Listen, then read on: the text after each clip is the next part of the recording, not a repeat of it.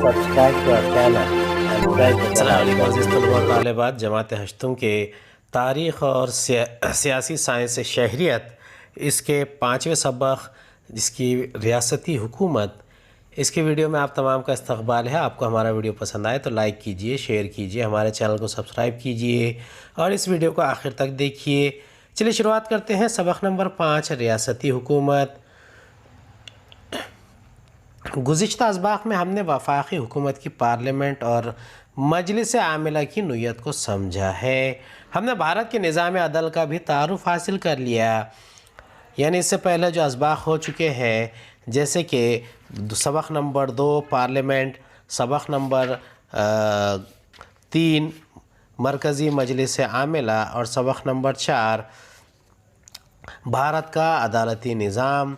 अब ये जो 4 असबाक़ हम पढ़ चुके हैं, उसके आगे हम रियासतों और रियासती हुकूमत के बारे में मालूमात हासिल करेंगे।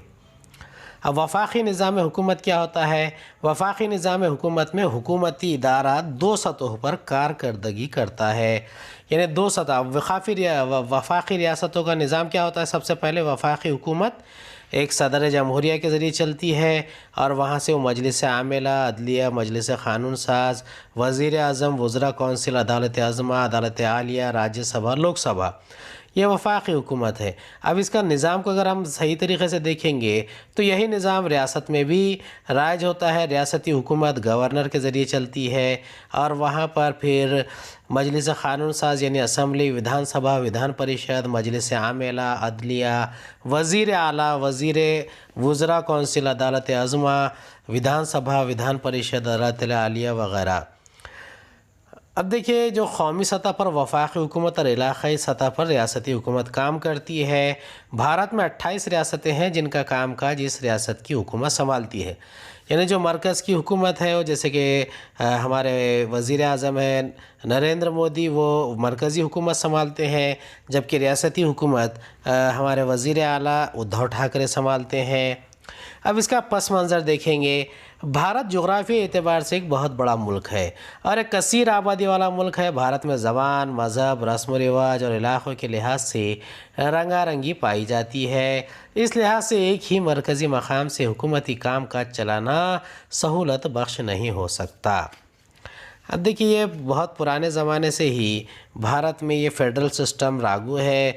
बड़े पैमाने पर जब राजे महाराजे थे, जब भी मुख्तलिफ़ क़िस्म की रियासतों में या सूबों में इसे बांटा गया था, यानी इससे हुकूमती कामकाज चलाना आसान हो जाता है। इसी बात के पेश नज़र आइन ने हमारे मुल्क के लिए वफाकी तर्ज़ हुकूमत इख्तियार किया। वफाकी रियासतों की तश्कील लिसानी बुनियादों पर करने का फ़ैसला किया गया। इसी के मुताबिक लिसानी बुनियादों पर रियासतों की तश्कील की गई। अब देखिए, लिसानी बुनियादों पर यानी जिसकी जो ज़बान होगी, जैसे कि मराठी बोलने वालों के लिए महाराष्ट्र, तेलुगु बोलने वालों के लिए तेलंगाना, तमिल बोलने वालों के लिए तमिलनाडु, बंगाली बोलने वालों के लिए बंगाल, तो ऐसी रियासतों की तश्कील अमल में आई। भारत की तमाम वफाकी रियासतों के तर्ज़ हुकूमत की नोयत एक जैसी है। जम्मू और कश्मीर को इस्तिस्ना हासिल है। अब देखिए, ये जो गुज़िश्ता इसमें जम्मू कश्मीर का जो इस्तिस्ना था, वो भी अभी मरकज़ी हुकूमत ने 5 अगस्त 2019 को एक ऑर्डिनेंस के ज़रिए उसकी वफाकी हैसियत को ख़त्म कर दिया था और उसे मरकज़ के ज़ैर इंतज़ाम इलाक़े लद्दाख और जम्मू कश्मीर में तक़सीम कर दिया। भारत में अगरचे 28 वफाकी रियासतें हैं, लेकिन विधानसभा की तादाद 31 है, क्योंकि दिल्ली, पुडुचेरी और जम्मू कश्मीर जैसी मरकज़ के ज़ैर इंतज़ाम रियासतों में विधानसभा मौजूद है। अब रियासती हुकूमत की क़ानून साज मजलिस। मरकज़ी सतह पर क्या होता है, यानी जो रियासती हुकूमतें हैं, वहाँ पर बड़े पैमाने पर क़ानून साजी का काम अंजाम दिया जा सकता है। जैसे कि सेंट्रल गवर्नमेंट मरकज़ी सरकार में होता है, वैसा ही रियासती सरकार में भी रियासत अपना क़ानून बना सकती है। पार्लियामेंट की तर्ज पर रियासती हुकूमतों की सतह पर रियासत में क़ानून साज मजलिस होती है, जिसे असम्बली कहते हैं, विधानसभा और विधान परिषद। सिर्फ 7 रियासतें ऐसी हैं जहाँ क़ानून साज मजलिस 2 ऐवानी है। इनमें महाराष्ट्र का शुमार होता है। यानी विधानसभा और विधान परिषद ये 7 रियासतों में है, जहाँ पर 2 ऐवान है, विधानसभा भी है और विधान परिषद भी है। बाकी की कुल 21 रियासतों में सिर्फ विधानसभा है, विधान परिषद नहीं है। महाराष्ट्र की कानून साज मजलिस। अब महाराष्ट्र में जो 2 ऐवान विधानसभा और विधान परिषद है, ये दोनों को मिलाकर एक कानून साज मजलिस बनाई गई है। ये महाराष्ट्र की विधान भवन की तस्वीर है। विधानसभा महाराष्ट्र की कानून साज मजलिस का पहला ऐवान है, जिसके अरकान की तादाद 288 है। यानी ये जो 288 एमएलए है, ये चुनकर जाते हैं अलग अलग इलाक़ों से। एंग्लो इंडियन समाज की खातिर ख्वाह नुमाइंदगी न होने पर गवर्नर इस समाज के एक नुमाइंदे को विधानसभा के लिए नामज़द करता है।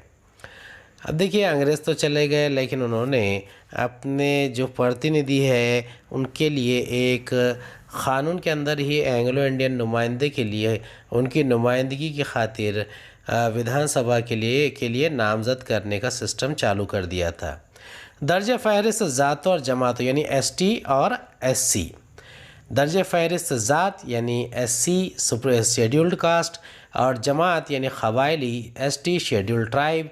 अब इनके लिए कुछ नशस्तें महफूज रखी जाती हैं, यानी इनको रिज़र्वेशन है। अब इंतखाबात के लिए पूरे महाराष्ट्र को इंतखाबी हलक़ों में तक़सीम किया जाता है। हर हलक़ा इंतखाब से एक नुमाइंदा मुंतखब किया जाता है। यानी पूरे महाराष्ट्र में जब इंतखाबात होते हैं तो महाराष्ट्र को अलग अलग कॉन्स्टिट्यूएंसीज़ में अलग अलग एमएलए के लिए हलक़ा इंतखाब में तक़सीम किया जाता है और वहाँ से नुमाइंदे मुंतखब होते हैं। विधानसभा की मुद्दत कार 5 साल होती है। इस्तिस्नाई हालात में विधानसभा के इंतखाबात मुद्दत से क़ब्ल भी हो सकते हैं।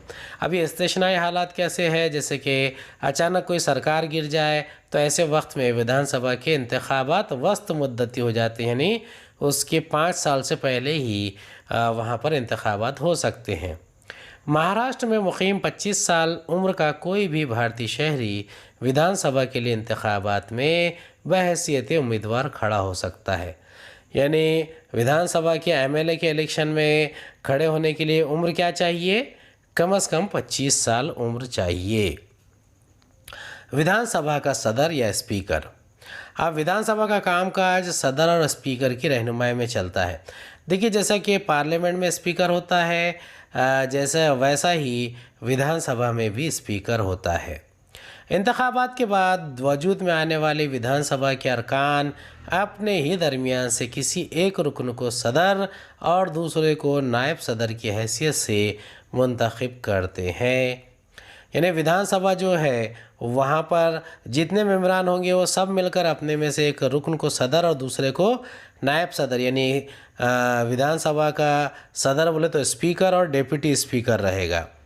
अब विधानसभा का कामकाज बाकायदगी और नज़्म व ज़ब्त के साथ चलाने के लिए प्रोग्राम का खाका तैयार करने से लेकर गैर पार्लिमानी रवैया इख्तियार करने वाले अरकान को बर्खास्त करने तक के सारे काम सदर को करना पड़ते हैं। सदर की गैर मौजूदगी में ज़िम्मेदारियाँ नायब सदर अदा करता है। यानी जो विधानसभा है, फ़र्ज़ कीजिए कि जो असम्बली के अंदर पूरा खाका तैयार किया गया, काम हो रहा है, जब भी असम्बली का सेशन होगा तो उसकी पूरी की पूरी जिम्मेदारी स्पीकर पे यानी विधानसभा के अध्यक्ष पे, विधानसभा के सदर पर होती है। अब कोई गैर पार्लिमानी रवैया इख्तियार करेगा तो जो भी रुकन होगा उसे बर्खास्त भी कर सकता है, और सदर की गैर मौजूदगी में ये काम नायब सदर करता है, डिप्टी स्पीकर करता है। एक साल में महाराष्ट्र की कानून साज मजलिस के कम से कम 3 इजलास मुनाकिद होते हैं। बजट इजलास, मानसून इजलास और सरमाई इजलास नागपुर में। अब देखिए, इसमें कुल महाराष्ट्र में 3 इजलास होते हैं। पहला इजलास होता है जो बजट इजलास है, ये मुंबई में होता है। दूसरा मानसून इजलास, ये भी मुंबई में होता है। और तीसरा सरमाई इजलास यानी कि विंटर सेशन, ये सर्दियों का जो इजलास होता है, ये नागपुर में होता है। महाराष्ट्र की विधान परिषद। अब महाराष्ट्र की विधान परिषद क्या है? ये राज्यसभा जैसे सेंट्रल गवर्नमेंट में है, मरकज़ी सरकार में है, वैसे ही महाराष्ट्र की विधानसभा होती है, वहाँ राज्यसभा है, यहाँ पर विधान परिषद है। अब विधान परिषद कानून साज मजलिस का दूसरा ऐवान है जिसके अरकान का इंतखाब बराह रास्त नहीं होता। अब देखिए जो असेंबली में एमएलए चुन के जाते हैं, विधानसभा में वो डायरेक्ट चुन के जाते हैं, यानी उनका रास्त इंतखाब होता है। जबकि विधान परिषद के जितने सदस्य होते हैं, जितने मेंबरान होते हैं, तो उनको बराह रास्त नहीं चुना जाता, बल्कि ये अरकान समाज के मुख्तलिफ़ तबक़ात से मुंतखब किए जाते हैं। महाराष्ट्र विधान परिषद के अरकान की तादाद 78 है। यानी महाराष्ट्र में कुल कितने विधान परिषद के अरकान हैं? मेंबर ऑफ एमएलए जो है विधान परिषद के 78 है। इसमें फ़नून, अदब, साइंस, समाजी खिदमत के शोबों से माहिरीन को गवर्नर नामज़द करता है। यानी इसमें जो जितने भी अरकान होंगे वो चाहे फ़नून से आए, अदब से आए, साइंस से आए, समाजी खिदमत, सोशल वर्क करने वाले हो, यानी कुछ अहम मेंबरान को गवर्नर के ज़रिए नामज़द किया जाता है। जबकि बकिया नुमाइंदे विधानसभा, मुकामी हुकूमती इदारे, मौलिम हल्का इंतखाब, ग्रेजुएट हल्का इंतखाब से मुंतखब किए जाते हैं। यानी विधान परिषद के कुछ जो मेंबरान हैं वो कुछ पढ़े लिखे, समझदार, अदब, फ़नून, साइंस, समाजी खिदमत से आते हैं, और बाकी के विधान सभा के लोग मुकामी हुकूमती इदारे और टीचर्स हल्का इंतखाब, मौलिम हल्का इंतखाब और ग्रेजुएट हल्का इंतखाब से मुंतखब किए जाते हैं। अब विधान परिषद मुकम्मल तौर पर बर्खास्त नहीं होती, ये राज्यसभा के जैसी ही है। इसके अरकान की मुतय्यना तादाद हर 2 साल बाद सुबकदोश हो जाती है। इन खाली जगहों को इंतखाबात के बाद दोबारा पुर किया जाता है। विधान परिषद का कामकाज विधान परिषद के सभापति यानी चेयरमैन के ज़ेर इंतज़ाम और रहनुमाई में चलता है। सभापति की गैर मौजूदगी में नायब सभापति ये जिम्मेदारी निभाता है।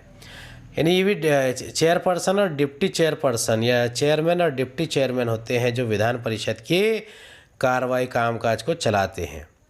महाराष्ट्र की मजलिस आमिला। अब महाराष्ट्र की मजलिस आमिला क्या है? महाराष्ट्र के मजलिस आमिला में गवर्नर, वज़ीर आला और वज़ारती कौंसिल काबीना का शुमार होता है। यानी गवर्नर कहाँ से आता है? ये सेंट्रल गवर्नमेंट, मरकज़ी सरकार से आता है। वज़ीर आला ये एमएलए से चुन के जाता है, और वज़ारती कौंसिल जिन्हें वज़ीर आला मुख्तलिफ़ किस्म की वजारतों के कामकाज देते हैं, यानी जैसे कि वज़ीर तालीम या फिर वज़ीर बिजली या वज़ीर सनत वगैरह। गवर्नर जिस तरह मरकज़ी सतह पर सदर मुमलिकत बराए नाम है, यानी सेंट्रल गवर्नमेंट जो मरकज़ी सरकार में सदर जमहूरिया है, फर्स्ट सिटीज़न ऑफ इंडिया जिसे आप कह सकते हैं, तो वो बराए नाम ओहदेदार है, वो बराए नाम सरबराह है। कौन? सदर जमहूरिया। तो इसी तरीके से रियासती सतह पर गवर्नर भी बराए नाम सरबराह होता है, यानी ये इनका पूरी तरीके से इन्वॉल्वमेंट नहीं होता, ये बराए नाम एक सरबराह होता है। असल काम वज़ीर आला ही करता है, जैसे कि मरकज़ी सरकार में असल काम वज़ीर आज़म करते हैं। गवर्नर को सदर ममलिकत नामज़द करते हैं, और वो जब तक चाहे गवर्नर अपने ओहदे पर क़ायम रह सकता है। यानी गवर्नर को कौन नामज़द करता है? सदर ममलिकत यानी सदर जमहूरिया। और जब तक चाहे वो अपने ओहदे पर क़ायम रह सकता है। गवर्नर को बर्खास्त भी कर सकते हैं। अब गवर्नर को भी क़ानून से मुतालिक कुछ अहम इख्तियारात हासिल है। मसलन विधानसभा और विधान परिषद के ज़रिए मंजूर किए गए मसौदे यानी बिल गवर्नर के दस्तखत के बाद ही क़ानून बन पाते हैं। जैसा मरकज़ी सरकार में होता है, यानी जो पार्लियामेंट में जो बिल पेश होगा और उसे सदर की दस्तखत मिलने के बाद ही वो बिल मंजूर होता है और उसके बाद में वो क़ानून बन जाता है। वैसा ही विधानसभा और विधान परिषद का जो बिल होता है उस पर गवर्नर के दस्तखत होना ज़रूरी होते हैं, और उसी वक्त वो क़ानून बन जाता है। गवर्नर को क़ानून साज मजलिस का इजलास बुलाने का इख्तियार होता है। क़ानून साज मजलिस का इजलास जारी ना हो तो कोई क़ानून बनाने की ज़रूरत पेश आए तो गवर्नर इस तरह का ऑर्डिनेंस यानी हुक्म जारी कर सकता है। देखिए, इससे पहले कृषि बिल के लिए सेंट्रल गवर्नमेंट ने जो ऑर्डिनेंस जारी किया था, वैसे ही रियासती हुकूमत ने 2014 में मुस्लिम और मराठा रिजर्वेशन के लिए ऑर्डिनेंस जारी किया था। हुक्मनामा कहते हैं ऑर्डिनेंस को, तो वो गवर्नर की मंजूरी से जारी किया जा सकता है। वज़ीर आला और वज़ारती कौंसिल यानी काबीना। विधानसभा में जिस पार्टी को अक्सरियत हासिल होती है, इस पार्टी का रहनुमा वज़ीर आला के तौर पर मुंतखब होता है। वज़ीर आला अपने काबिल एतबार साथियों को काबीना में शामिल करता है। यानी वज़ीर आला के जितने साथी होंगे वो वज़ीर बनेंगे, वज़ीर आला की मर्ज़ी के मुताबिक ही चाहे एजुकेशन मिनिस्टर हो, इंडस्ट्री मिनिस्टर हो, वो शामिल हो सकते, उसके बगैर नहीं हो सकते। वज़ीर आज़म की तरह ही वज़ीर आला बाख्तियार सरबराह होता है। रियासत का तमाम हुकूमती कामकाज गवर्नर के नाम से चलता है, लेकिन अमली तौर पर पूरा कामकाज कौन अंजाम देता है? वज़ीर आला देता है। जैसे कि सेंट्रल गवर्नमेंट मरकज़ी सरकार में वज़ीर आज़म नरेंद्र मोदी अंजाम देते हैं, वैसा ही रियासती सरकार में उद्धव ठाकरे जो हमारे वज़ीर आला है वो अंजाम देते हैं। वज़ीर आला की ज़िम्मेदारियाँ। अब काबीना की तश्कील कैसे करेंगे? अक्सरियत हासिल हो जाने के बाद वज़ीर आला को सबसे पहले अपनी वज़ारती कौंसिल यानी काबीना तश्कील देनी होती है।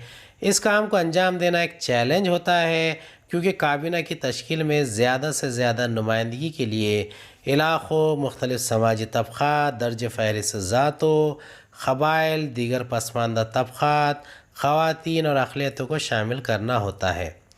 वाज़ेह अक्सरियत ना होने की सूरत में चंद पार्टियां आपस में मिलकर हुकूमत तश्कील देती है, और इस सूरत में तमाम शरीक पार्टियों को काबीना में जगह देने का मुश्किल काम भी वज़ीर आला के ज़िम्मे होता है।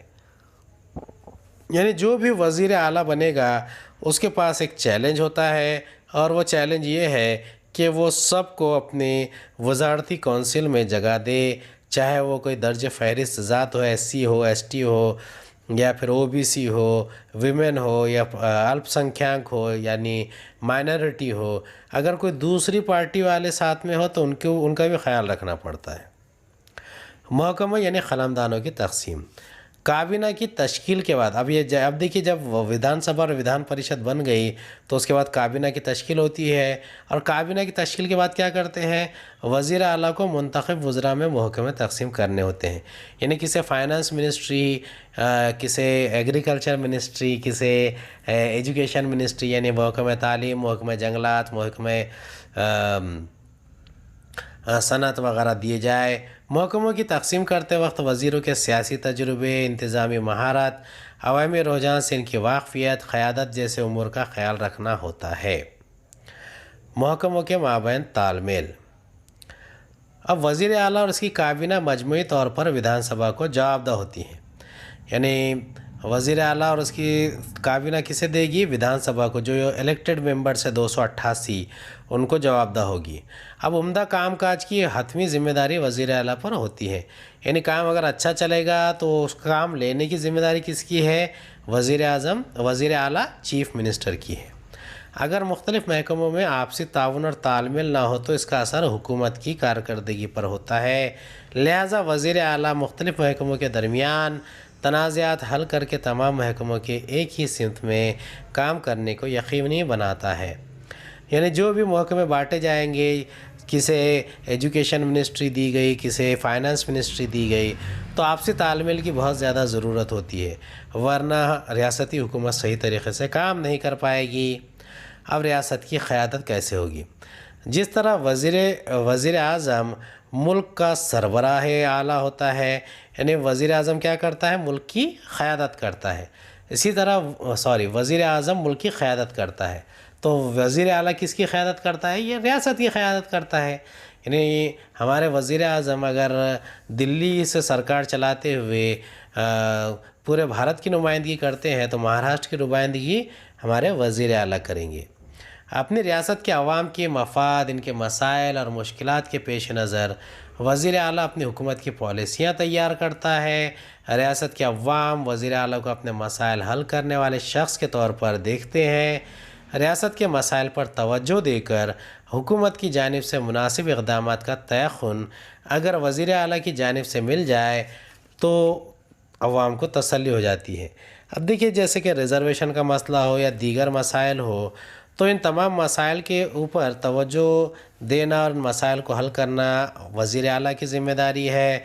और अगर वज़ीर आला जो पॉलिसियाँ उसी तरीक़े से तरतीब देंगे और मसाइल हल करेंगे और तमाम आवाम की फ़लाह का ख़याल रखेंगे तो आवाम के अंदर एक क़िस्म का जोश होता है और वो उन तमाम बातों को कबूल भी कर लेते हैं।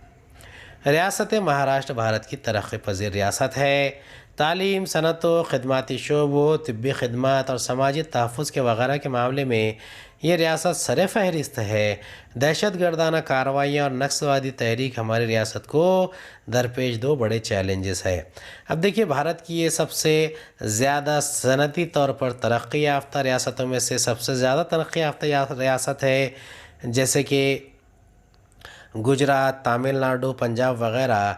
इन रियासतों से भी ये ज़्यादा तरक्की याफ़्ता रियासत है और यहाँ पर तालीम, सनतें, खदमाती शोबे, तिब्बी खदमात और समाजी तहफ़्फ़ुज़ ये अहम नुमाइंदों में महाराष्ट्र ने हमेशा बेहतर कारकर्दगी अंजाम दी है।